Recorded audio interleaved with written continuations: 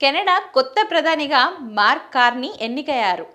Liberal party నేతగా Trudeau తర్వాత ప్రధానిగా ఆయన ఎన్నికయ్యారు. ప్రస్తుత ప్రధాని జస్టిన్ ట్రూడో ప్రధాని పదవి నుండి వైదొలుగుతున్నట్లు జనవరిలో ప్రకటించారు. దీంతో లిబరల్ పార్టీ తదుపరి నేత కోసం ఓటింగ్ నిర్వహించింది. ఈ ఎన్నికల్లో పార్టీ సభ్యులు భారీగా పాల్గొన్నారు. దాదాపు 1,50,000 మంది సభ్యులు ఓటింగ్లో పాల్గొన్నారు. మార్క్ కార్నీకి 1,31,674 ఓట్లు వచ్చాయి. ఇది మొత్తం ఓట్లలో 85.9%. ఈ భారీ విజయం కార్నీకి పార్టీలో ఎంతటి ఆదరణ ఉందో చెప్తుంది.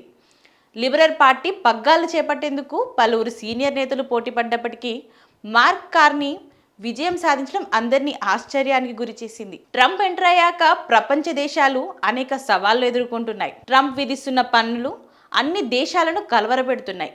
ముఖ్యంగా కెనడా, మెక్సికో, చైనా లాంటి దేశాలపై దీని ప్రభావం చాలా ఉంది. ఇలాంటి క్లిష్ట సమయంలో మార్క్ కార్నీ కెనడా 24వ ప్రధానిగా బాధ్యతలు చేపట్టడం ఆసక్తికరంగా మారింది. అనేక ఆర్థిక సంక్షోభాలను సమర్థవంతంగా ఎదుర్కొన్న ఆయన ఇప్పుడు కెనడాను ఎలా ముందుకు నడిపిస్తారనే ఆసక్తి ఏర్పడింది.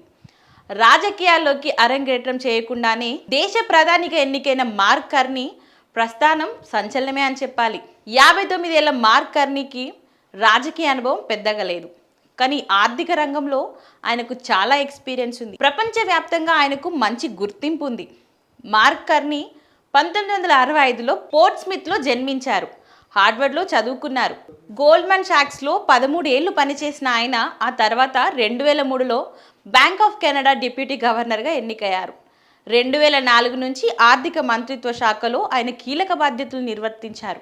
2008లో సెంట్రల్ బ్యాంక్ గవర్నర్గా నియమితులయ్యారు. 2008-2009 ఆర్థిక సంక్షోభ కాలంలో ఆయన చాలా కీలకంగా వ్యవహరించారు. 2013లో బ్యాంక్ ఆఫ్ ఇంగ్లాండ్ గవర్నర్గా ఎన్నికైన కార్నీ 3 శతాబ్దాల చరిత్ర కలిగిన ఆ సంస్థకు మొట్టమొదటి నాన్ బ్రిటిష్ గవర్నర్గా చరిత్ర సృష్టించారు. G7 దేశంలోని 2 సెంట్రల్ బ్యాంకులకు నాయకత్వం వహించిన ఏకైక వ్యక్తిగా రికార్డు నెలకొల్పారు.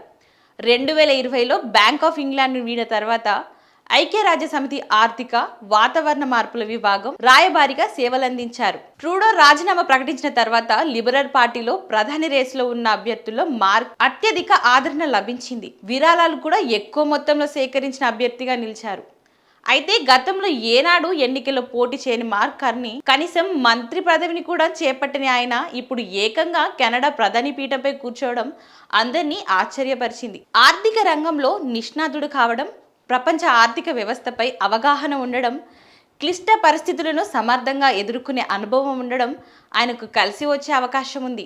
అంతేకాక 2వ స్థానంలో నిలిచిన క్రిస్టియా ఫ్రీలాండ్ వంటి రాజకీయ కురవృద్ధుడిని ఓడించడం మరింత సంచలనంగా మారింది.